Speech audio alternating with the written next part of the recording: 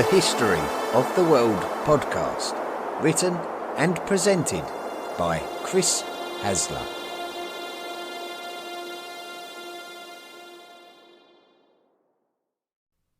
Volume 4, The Medieval World. Episode 52, The Battle of Grunwald.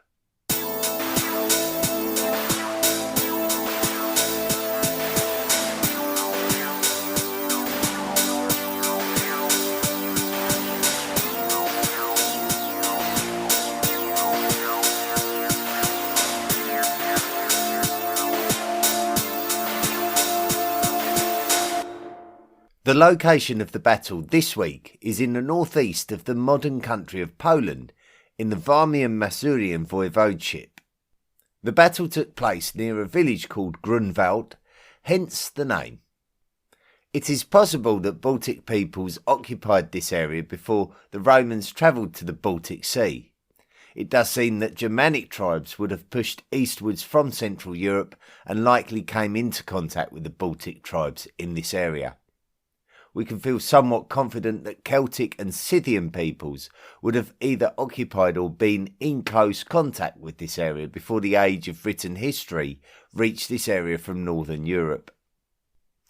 While the earliest Celtic cultures such as the Hallstatt and the Latin cultures were dominating the middle of the European continent, the Lusatian culture was existing in modern Polish lands. Production of Bronze Age weaponry and evidence of horse use is apparent, with a strongly agricultural society as one might expect. The deceased were likely to be cremated, and Iron Age culture would have migrated to this area naturally from surrounding cultures, most notably the Celts from the south. It would be after the Classical Age that the Germanic tribes would have spread into the areas of Poland, looking to expand their area of influence. The biggest problem when telling the story of this area is ascertaining how much influence the Germanic tribes had over this area, and guessing which of the many groups of Germanic tribes were settled in this area. For example, the Gepids may have originated in Polish lands, but there are two issues with this. The Gepids were quite closely related to the Goths and the Vandals, so we don't know whether we are confusing these tribes with each other, or how diverged or converged they were with each other. The other issue is that we are not completely sure where these Germanic tribes originated from exactly, with the kingdom of the Gepids eventually being located in the lands of the modern country of Romania from the 5th century, and their history to that point being uncertain. The establishment of the Gepid kingdom further south in the continent would have been caused by the Hunnic invasion into the continent westward from the Eurasian steppe. Whether the Huns pressed as far as to be in the lands of northern Poland is also debatable, but if Germanic tribes occupied these lands before the Hunnic invasion of Europe, then they may have vacated these lands to escape the Huns, and if they did, then this may have created the vacuum that allowed Slavic tribes to migrate into Polish lands after the Huns had disappeared from the European map. Slavs occupied a huge area of Eastern Europe, stretching from the German borders in the west to the lands of Western Russia in the east, and the branch of Slavs that settled Polish lands are called the West Slavs. Some West Slavs headed even further west into the lands of the modern countries of Czech Republic and Slovakia, but those who remained in Polish lands are referred to as the Lechites and are believed to be ancestral to the modern Poles. The Lechite tribe, called the Masovians, occupied the lands where the battle of this episode took place, but we have to be careful to realise that these lands were the borderlands of the Masovian tribe, with their Baltic neighbours to the north. As we know, the Baltic tribes were indigenous to the area and are referred to in the context of this period as the Old Prussians.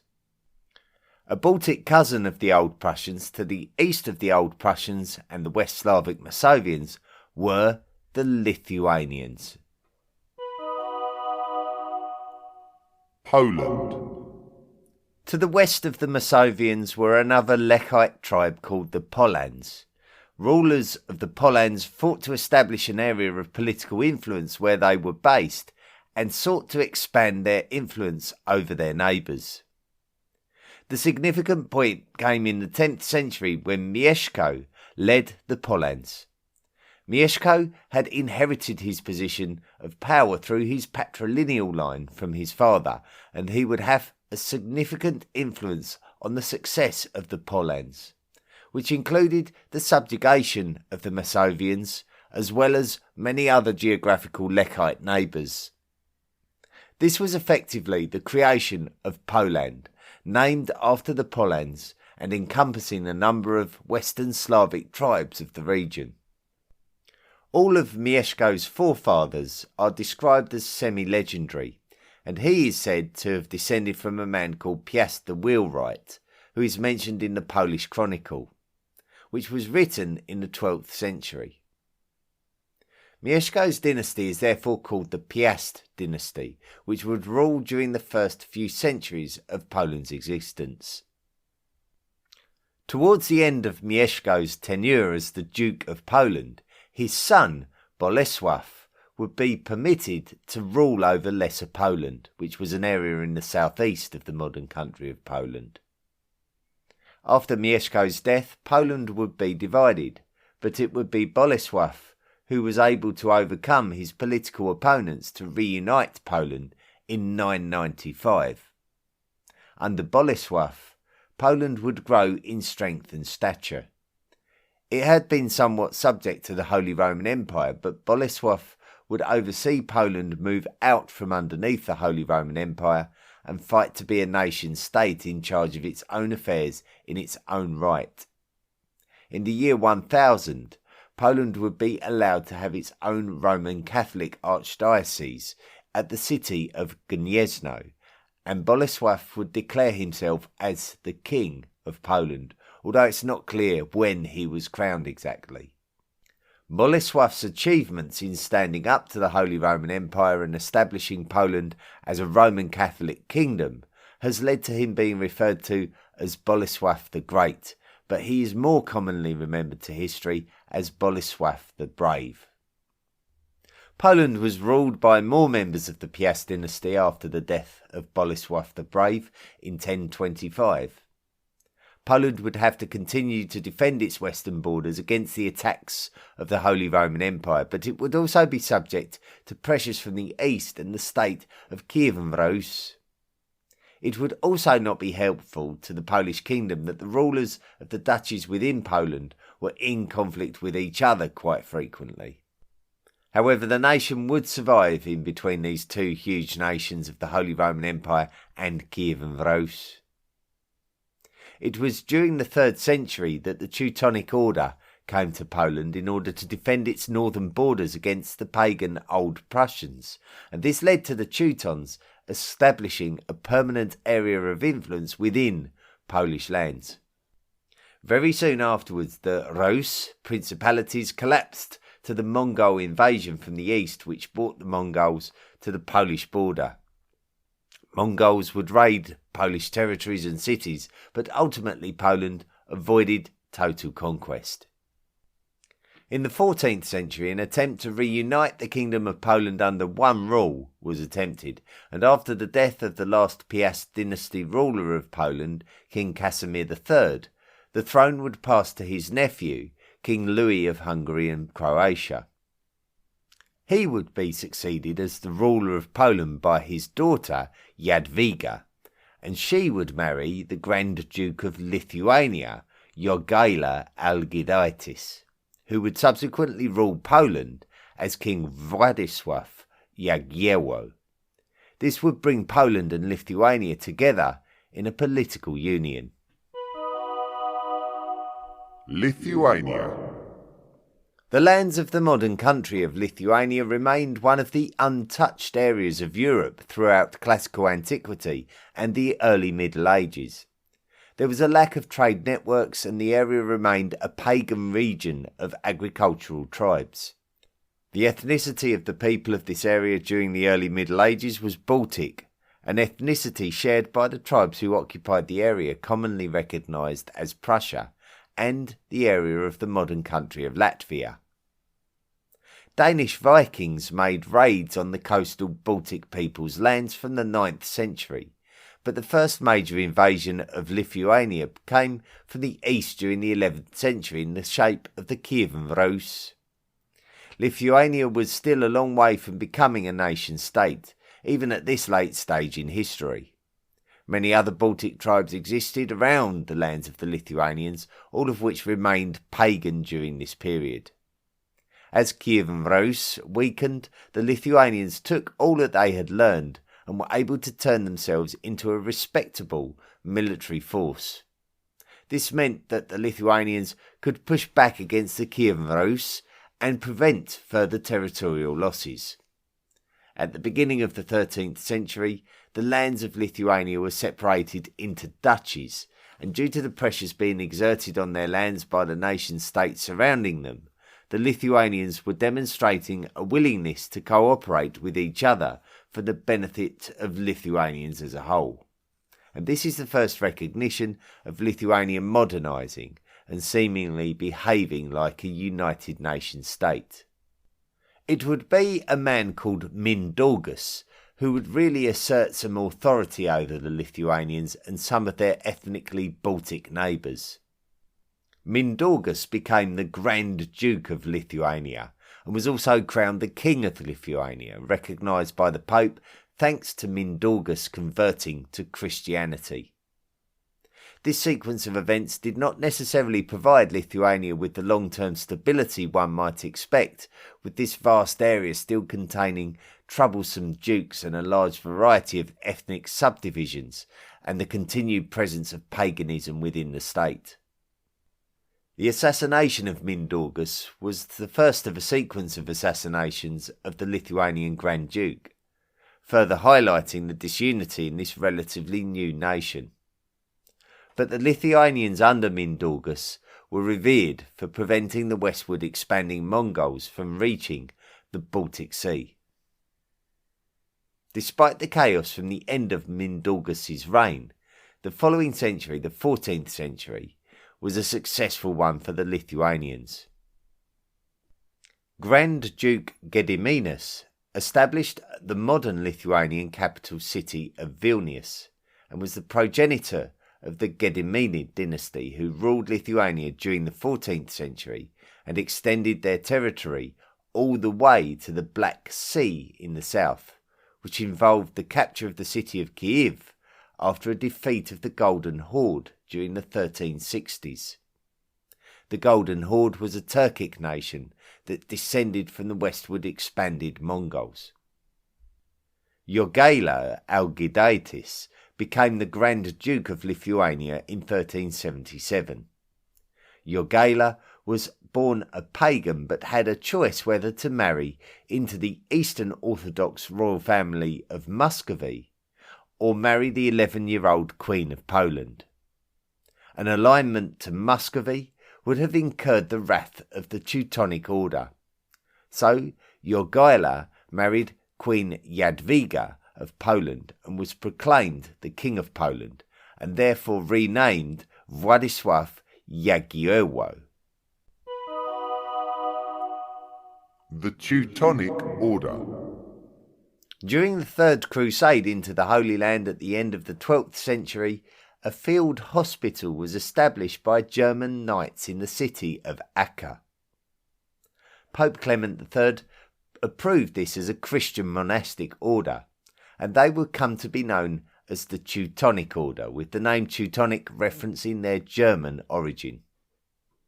Before long, the order became militarised and popular, in that it was sought after for military support.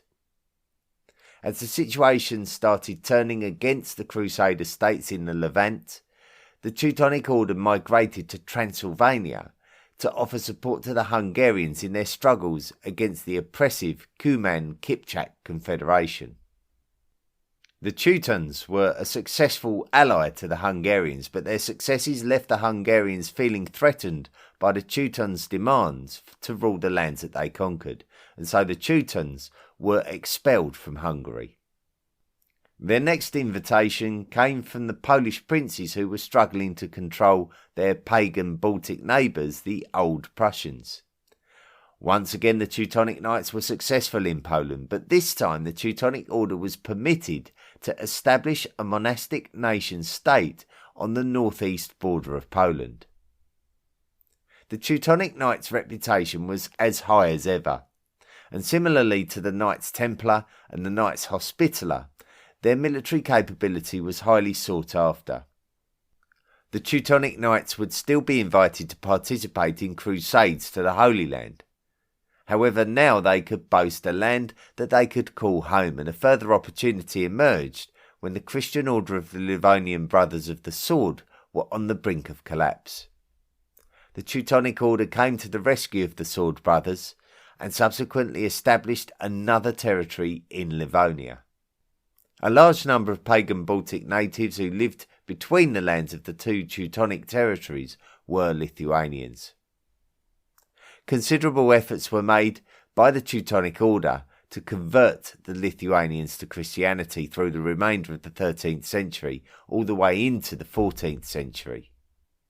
Eventually, Lithuania was Christianized in the latter half of the 14th century, and this resulted in the Teutonic Order being left with no great pagan nations in Europe remaining to convert. King Władysław II Jagiełło.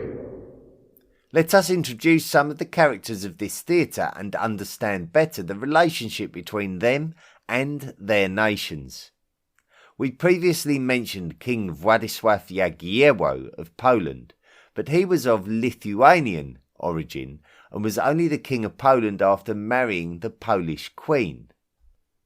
His Lithuanian name is Jogaila, and he was the son of a Grand Duke Algirdas of Lithuania. On Algirdas's death, Jogaila would claim the position of Grand Duke of Lithuania, but his succession would be disputed by other family members, including his uncle Kęstutis and his son Vytautas. Jogaila captured Kęstutis and Vytautas in 1382, and Kęstutis died in captivity, possibly murdered. The Teutonic Order would show an interest in forcibly converting the Lithuanians to Christianity, so both Jogaila and Vytautas attempted to negotiate with the Teutons to obtain an ally against each other. However, negotiations with the Teutons was highly demanding due to the Teutons' expectations, and this would even push the two rival Lithuanian cousins closer together in the face of Teuton aggression. In Poland, there was a major concern with the succession of the Polish crown. In 1384, the 11-year-old Jadwiga was crowned the new King of Poland despite being a female. Having an infant monarch was detrimental for the Polish kingdom, who required strong leadership against the aggressions of the Hungarians to their south. So the Polish nobles presented to Jogaila, the Grand Duke of Lithuania, the opportunity to marry the Polish Queen, as long as he Christianized Lithuania and create a formal alliance between Lithuania and Poland. Jogaila accepted and would be crowned the new King Władysław II of Poland. Vytautas. As mentioned earlier, Vytautas was the son of Kęstutis, who himself was the brother of a Grand Duke of Lithuania called Algirdas. Algirdas and Kęstutis had differences with each other regarding the rulership of Lithuania, but after their deaths the struggles continued between their sons, Jogaila and Vytautas. When Jogaila was presented with the opportunity to marry the Polish Queen Jadwiga and become the new King of Poland, ruling as Władysław II, Vytautas's popularity in Lithuania increased. Vytautas attempted to involve the Teutonic Order in order to gain support to seize political control in Lithuania from the new Polish king Władysław, so Władysław would come to an arrangement whereby Vytautas would be allowed to act as regent in Lithuania, and this enabled Vytautas to mould the political landscape in Lithuania to suit his own intentions. Any Lithuanian nobles who did not support him would be banished. Vytautas would become involved in the politics to his east of the Khanate of the Golden Horde, when the deposed Khan Tohtamish was looking for help to regain power. Vytautas would see this as an opportunity to expand Lithuanian influence eastwards and would gather a crusader coalition to battle with the Golden Horde. Vytautas would have the support of the Kingdom of Poland and some Teutonic knights, but when the two sides met at the Battle of the Vorskla River in 1399, the Golden Horde scored a crushing victory over the Lithuanians. Vytautas returned west, and the Lithuanian alliance with Poland would be further secured by a mutual and respectful acknowledgement of each other's influence. The Teutonic Order looked to support a political opponent of Vytautas, his cousin Świdrigaila, a man who had ambitions of becoming the Grand Duke of Lithuania after Vytautas' death. However, Świdrigaila was denied this honour by the agreement that on Vytautas' death, King Władysław of Poland would become the new Grand Duke of Lithuania. So this is what pushed Świdrigaila into the arms of the Teutonic Order. Grandmaster Ulrich von Jüngingen. Ulrich was a descendant of the noble family of Jüngingen, which was a settlement near the centre of the vast Holy Roman Empire in Central Europe. Very little is known about Ulrich's young life, as he was not expected to become the head of the House of Jüngingen due to there being too many family members ahead of him in the succession line. The same situation existed for one of Ulrich's older brothers, Conrad. The two brothers decided to migrate northeast to the lands of the Teutonic Order and become Teutonic knights after taking the monastic vow. Conrad would become the Order's Grand Master in 1393, and he would support his brother Ulrich, who himself was a Komtur, another name for a knight commander. This period of time was a healthy period for the Teutonic Order, who took control of the Baltic Sea island of Gotland and consolidated the lands between Prussia and Livonia, which gave both Poland and Lithuania no direct access to the Baltic Sea. Now the Baltic coastline was completely controlled by the Holy Roman Empire and the Teutonic Order. The Teutonic Order had a direct interest in debilitating Lithuania, and this would also potentially incur the wrath of Poland. The formation of the Kalmar Union in 1397, a Scandinavian political union of the kingdoms of Denmark, Norway and Sweden, also threatened the interest of the Teutonic Order, so the Order had to be careful not to destroy its diplomatic position with Poland and be surrounded by aggressors. On the death of Conrad, his brother Ulrich would become the new Grand Master of the Teutonic Order. Where Conrad was a respected diplomat, Ulrich was much more militarily minded. Ulrich did not fear upsetting the Polish and tried to develop a diplomatic understanding with Sigismund, the King of Hungary and Croatia, that would benefit in the event of a war with the Polish. This was a clear sign the Teutons were on a collision course with Poland. Prelude to the battle. The land which separated the Teutonic Order's lands in Prussia from their lands in Livonia was called Samogitia. The Samogitians were a cultural division of the Lithuanians who occupied coastal territories, but Grand Duke Vytautas in Lithuania ceded Samogitian territory to the Teutonic Order, so that he may recruit Teutonic knights to help him in Lithuania's battles with the Golden Horde. The Samogitians rose up against Teutonic rule, and spent the earliest years of the 15th century in fierce rebellion. Initially, Vytautas refused to help the Samogitians, staying true to his agreement, but in 1409 he decided to stand up for them.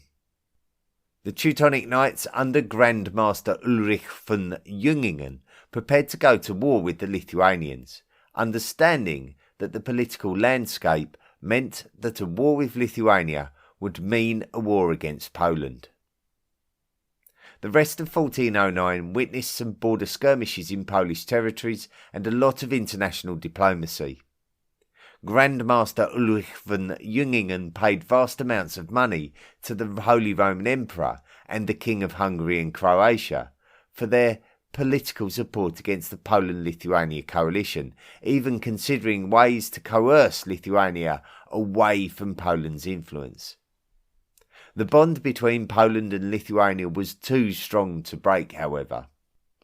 So Grand Master Ulrich kept an eye on each of his borders with Poland and with Lithuania, preparing for invasion from either or simultaneously from both. Unbeknown to Grand Master Ulrich, King Władysław and Grand Duke Vytautas were preparing a huge combined army in Poland to mount a shock invasion of the lands of the Teutonic Order. Polish military activity near the border city of Bydgoszcz raised the concern of the Teutons, but this was just a distraction created by the Polish to distract the Teutons from the huge invasion coming from 100 miles further east along the Polish border. The next few days was a game of cat and mouse, as the Teuton army had to suddenly react to this unexpected invasion, and the two armies tracked each other in the Teutonic Order territory while moving eastwards. The Poland-Lithuania coalition reportedly ravaged the village of Gilgenburg, and Grand Master Ulrich pledged to crush the coalition army. Estimates for the size of the combined Polish-Lithuanian army are as high as 39,000. The Polish contingent made up the majority of the army and was led by King Władysław of Poland. Stationed on the right flank were the Lithuanian forces led by the Grand Duke Vytautas, and his flank would be supported by Tatar mercenaries. The Tatars is a collective name for Turkic peoples who originated from the vast steppelands of Eurasia that in large part had come under the influence of westward expanding Mongols since the 13th century. The Teutonic army is thought to have been smaller, even though they were defending home territory. They were supported by various Germanic mercenaries. The Teutonic army arrived at the battleground close to the village of Grunwald on the evening of the 14th of July. They camped overnight until the Poland-Lithuania army arrived very early on the following morning. The Teutons would goad the Polish-Lithuanians into starting the battle, but the Polish-Lithuanians held back, waiting until the time was right for them.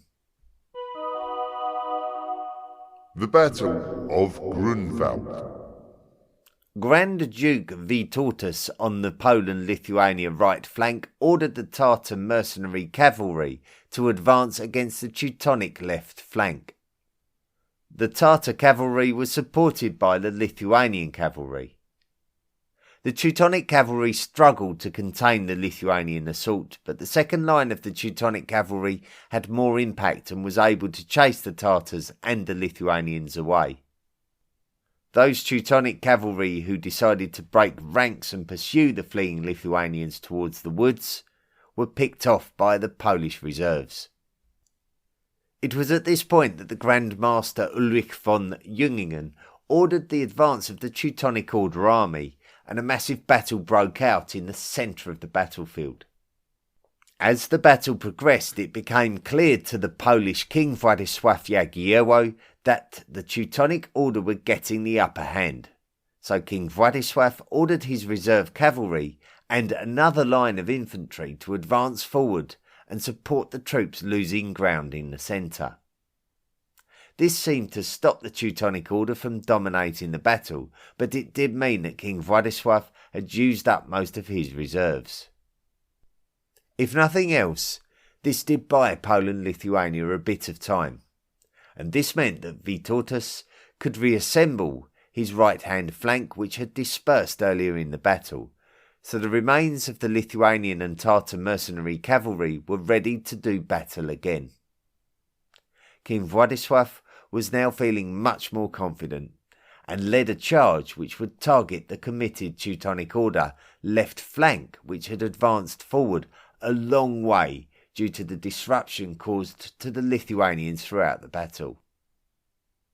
It was now the afternoon, and the left flank of the Teutonic Order was beginning to get overwhelmed, and worse still, they had been drawn so far forward that they were now in serious danger of becoming isolated. When the Polish army recognised this, they attacked the middle of the Teutonic Order army and broke their ranks into two. At this time the Teutonic Order had lost control of the battle. The infantry began to overwhelm the Teutonic knights, and many of them were slaughtered. Worse still, Grandmaster Ulrich von Jungingen himself was unable to escape. He was killed amidst all of the chaos. It is even reported that those knights who attempted to surrender were also killed on the battlefield. The competition was over for the Teutonic Order, and the only option was to flee. Aftermath. Only around 1,500 troops are said to have escaped the battlefield. The scale of this battle meant that the Teutonic Order army had been absolutely crushed, which was a disaster for the state that was based on its military order. Now the only means by which the order would have to defend its territory was to depend on foreign support, which came at a price. Władysław and Vytautas decided to attack the capital of the Teutonic Order, represented by the castle at Marienburg, which is the modern Polish town of Malbork. Poland-Lithuania laid siege to the castle but failed to take control of it, meaning that the war between Poland-Lithuania and the Teutonic Order had to be concluded by a peace treaty in the following year called the Peace of Thorn. Lands that had previously been captured by the Teutonic Order had to now be surrendered back to Poland-Lithuania. Although some state that the failure of Poland-Lithuania to capture Marienburg Castle was their failure to complete the job, there is no doubt that the Teutonic Order had been severely weakened and were no longer the threat that they represented before the war. While the Teutonic Order weakened, Poland and Lithuania grew stronger, and in large part thanks to their union with each other, which was revised frequently. The Grand Duke of Lithuania, Vytautas, is now referred to as Vytautas the Great, an important historical figure of Lithuanian history. Lithuania was often denied the right to call their senior statesman the King of Lithuania, even though the Grand Duke of Lithuania was effectively the monarch of the realm anyway. King Władysław Jagiełło was happy for Vytautas to be ceremonially crowned the King of Lithuania, but before the ceremony could take place, Vytautas died in 430 at around 80 years old.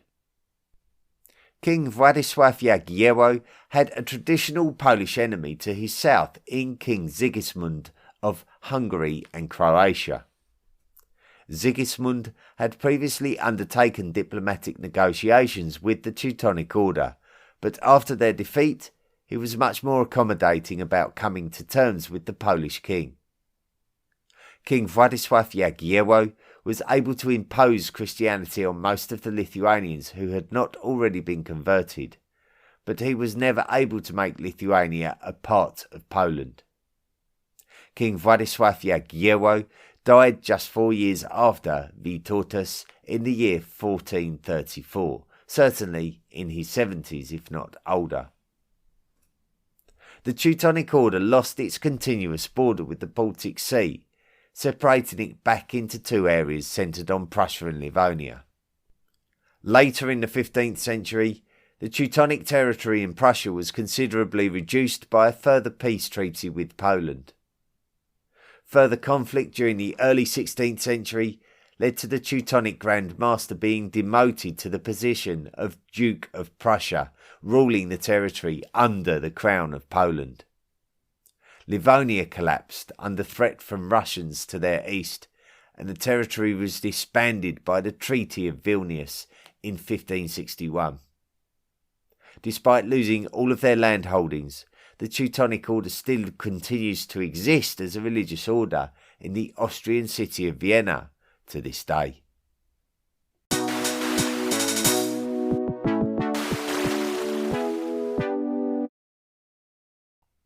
Thank you very much for listening to this week's episode of the History of the World podcast on the Battle of Grunwald. And very interesting indeed, being one of the biggest medieval battles. This is one of the ones that historians will say is one of the biggest battles in terms of the amounts of soldiers there, the amount of individuals that actually were involved in this battle, and it's nice to bring these battles to the forefront a little bit, especially on a very a podcast produced in England, where we often think about Crécy and Agincourt as the stereotypical medieval battles. Of course, as important as they were, Grunwald was equally important. So it was great to discuss this week's episode. The Ancient World Cup. Well, before we go ahead, I would just like to really thank everyone who played their part in the Ancient World Cup. Thanks to you guys, you've made this event happen and you've made it successful, and it's generated an awful lot of interest, and I think you can give yourselves a big pat on the back for that. It's been a big journey, hasn't it, from the very beginnings. We've done such a lot. It's almost become a beast of its own, hasn't it, this little feature, and some of you may even be listening to this episode in anticipation of this section of the podcast, especially this week. Now, the Ancient World Cup, we originally started with 64 teams, and this week, just gone, was the grand final. So we boiled it down to just two teams, the ancient Egyptians and the Romans. You was all kind enough to contribute something to last week's episode where we previewed the final. And I think it did excite some interest in the final on the voting platforms. The Facebook page, the unofficial Facebook fan group, the Twitter page and the Instagram page. We had 120 votes. So the voting for the final was by far and away in excess of anything that we've had previously. So I really would like to sincerely thank you for your interest and engagement in this little tournament, and especially in this final match. So the ancient Egyptians versus the Romans. Let me take a look at each of the platforms. Now, I can say that on the four platforms that we used for voting, the winner on each platform was the same, and it was quite close on one or two of them, a matter of a couple of votes. But out of the 120 votes, 71 were cast in one direction and 49 were cast in the other direction. It means that the winner had 59% of the vote, so it's quite a convincing victory. And I can announce now that the winners between the ancient Egyptians and the Romans, with 59% of the 120 votes, and the ancient World Cup champions are the Romans.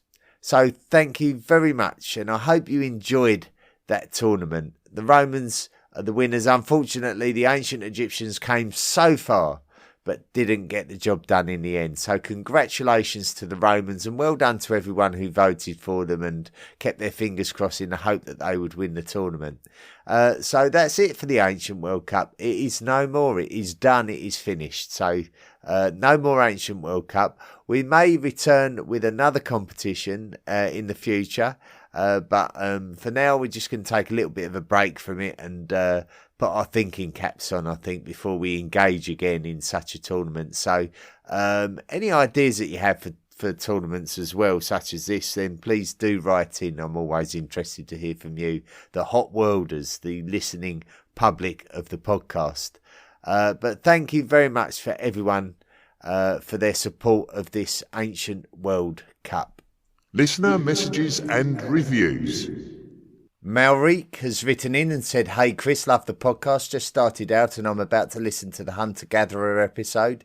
Seeing that the podcast is still going strong into the medieval period gets me even more excited and I can't wait to catch up. Amazing job overall. Greetings from the Netherlands."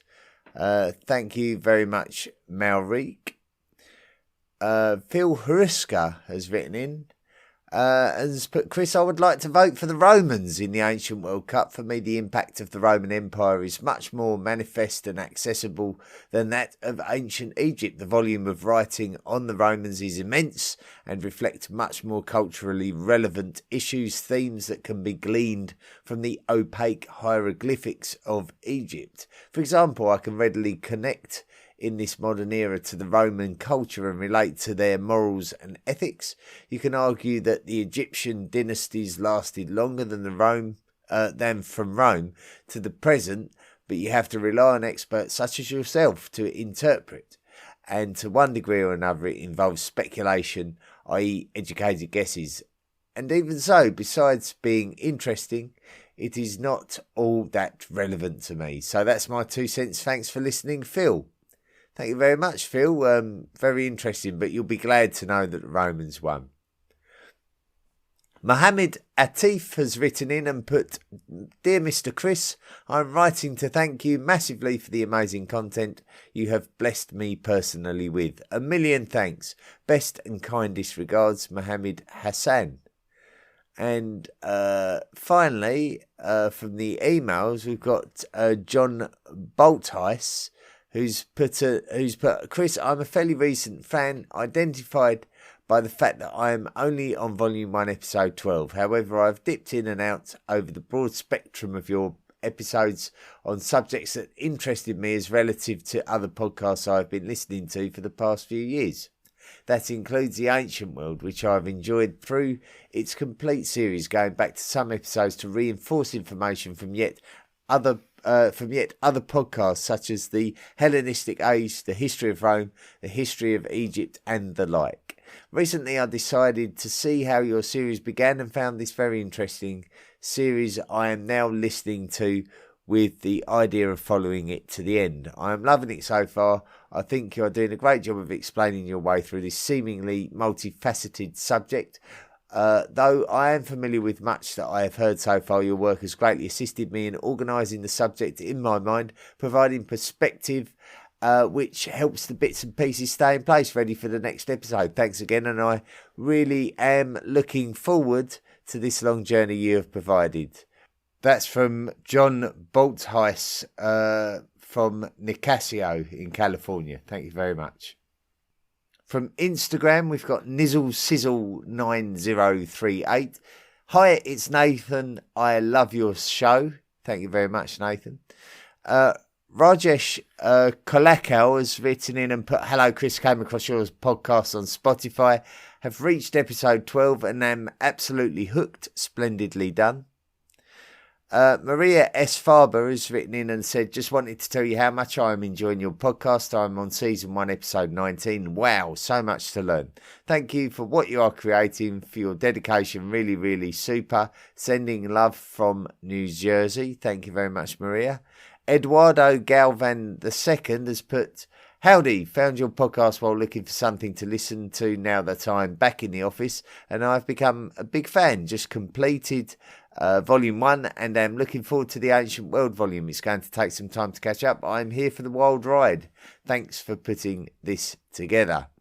A very good friend of the podcast and Hot Welder and History of the World podcast Illuminati member, Shane Smith, has written in and said, Mr. Chris, I hope this finds you well and good. So I just listened to your Joan of Arc episode, and I don't mean to criticise, but I feel you did her an injustice.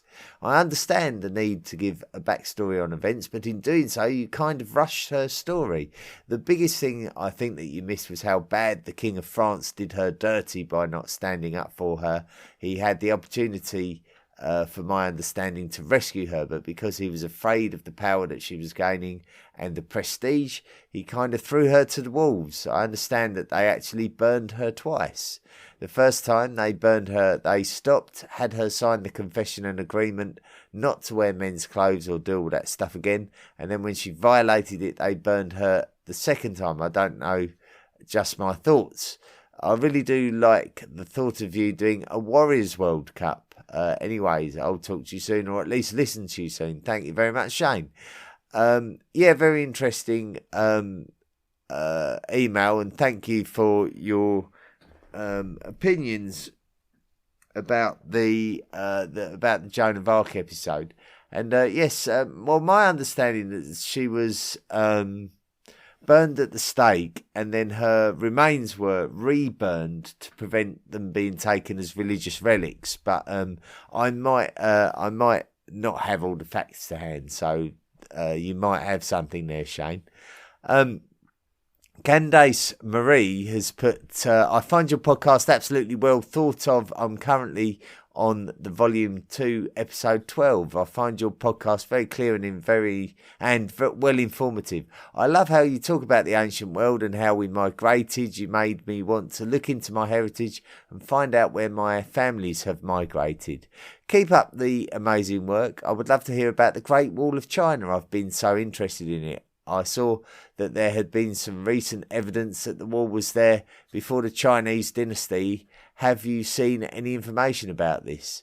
Well, Candace, I wouldn't be in any way surprised to know that the Great Wall of China was constructed many years before we might even believe. I know certainly through the Warring States period that there were certainly wall constructions in China, but as for before that, I'm not completely sure where I can find evidence of that kind of thing. Maybe with a little bit of dedication and hard work I could find it. However, it wouldn't surprise me. It's quite a natural thing for humans to build walls, either to protect themselves or to prevent others from advancing. So I wouldn't be in the slightest bit surprised if there's discoveries of walls in China that predate the ones that we already know about. Anyway, thank you, Candace. Stein and Lilia has written in and put, hello, Chris. I just discovered your podcast rather late to the party, I know. I just wanted to send you a line to let you know that I enjoy it very much and that you have at least one fan in Iceland. Best regards, Steinen. Thank you very much, Steinen. I hope I've pronounced your name correctly. I probably haven't, knowing me. But I apologise if I haven't. But I do thank you for sending your message in. Couple of reviews we've got. Disappointed 1976 ! From the United States of America has put, brilliant. Chris is a profound lover of history and that passion shows in every episode. His podcasts are thoroughly researched and lovingly presented, and he's an engaging, likeable and unassuming host. I'm 30 episodes in and I'm not stopping until I reach the end. And then Desert Dog Senior from the United States of America again has put, finally, there's a history podcaster with a work ethic to match my addiction for history podcasts. This guy turns them out like a machine. The quality isn't as polished as others I like, but some of those take half a year or more to come out with new episodes. To me, that extra production value is not worth it. Quantity over quality for sure on history podcasts, especially because this is still a higher tier piece of informative entertainment. Well, thank you very much for all of you and all of your kind words. Remember, if you would like to support the podcast, you absolutely can. You just sign up to become a member of the History of the World podcast Illuminati, make a monthly contribution by going to the historyoftheworldpodcast.com website, clicking on the Patreon link and signing up to make a monthly contribution. Those of you who are waiting for rewards, they are on their way, don't fear.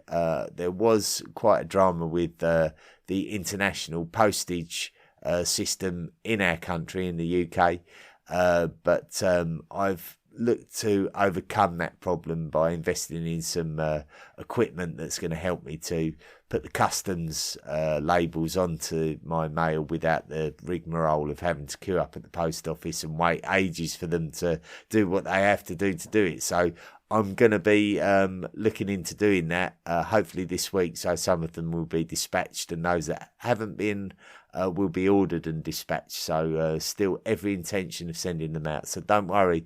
But if you too want to sign up and make a monthly contribution, you can also qualify for intangible rewards such as commissioning History of the World podcast episodes on the subject of your choice. And after our European summary, which is coming in a couple of weeks, we will be doing some special episodes for those people who have earned the right to commission them. There's about 6 in the pipeline, so quite excited about that. I've been collecting a bit of resource material, which thanks to you guys I've been able to buy with ease, and hopefully be able to create some episodes that are especially for those who deserve them the most. Anyway, thank you very much for listening. Next week it will be the Battle of Kutna Hora, which is a Czech Republic battle, if we want to call it by its modern name.